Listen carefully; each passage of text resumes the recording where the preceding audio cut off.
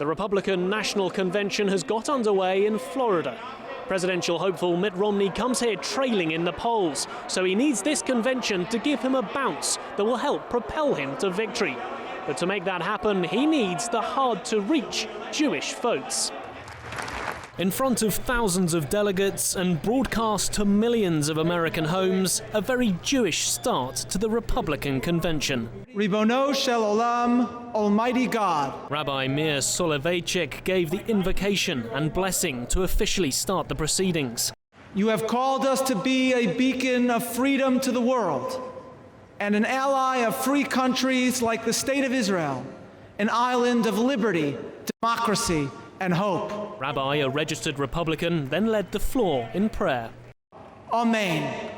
This was Mitt Romney's way of showing he's inclusive, and with it, an attempt to win over Jewish voters, something many Republicans know is important.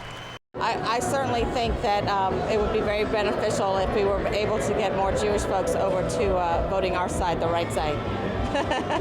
Romney's own policies are favorable to Israel, and so therefore he ought to make every effort to make sure that the Jewish vote in America knows that. I think we're going to need every vote we can get, and we certainly welcome theirs. As a Mormon, Mitt Romney's been working hard to appeal to Jewish and evangelical Christian voters who support Israel. A recent trip to the country to meet Prime Minister Benjamin Netanyahu certainly helped.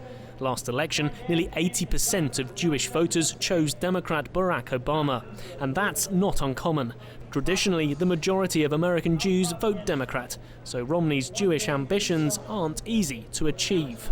I know that there have been a number of efforts made by the Republican Party, by Republican candidates, to bridge that gap that's existed traditionally and historically between the two parties with respect to the Jewish vote. So I think over time it's going to be consistent communication, talking about issues that are important to that constituency, and addressing their concerns about what's happening in the Middle East effectively. And I think that's kind of long term, I think that'll pay dividends.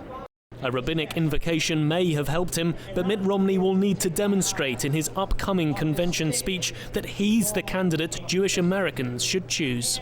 Mitt Romney's ability to persuade Jewish voters to swap sides, to vote Republican rather than Democrat, could make all the difference to the outcome of this election. But to do that, he has to prove that he's sympathetic to Jewish concerns. If he manages that, Jewish votes could help him into the White House. This is Harper for JN1 in Tampa, Florida.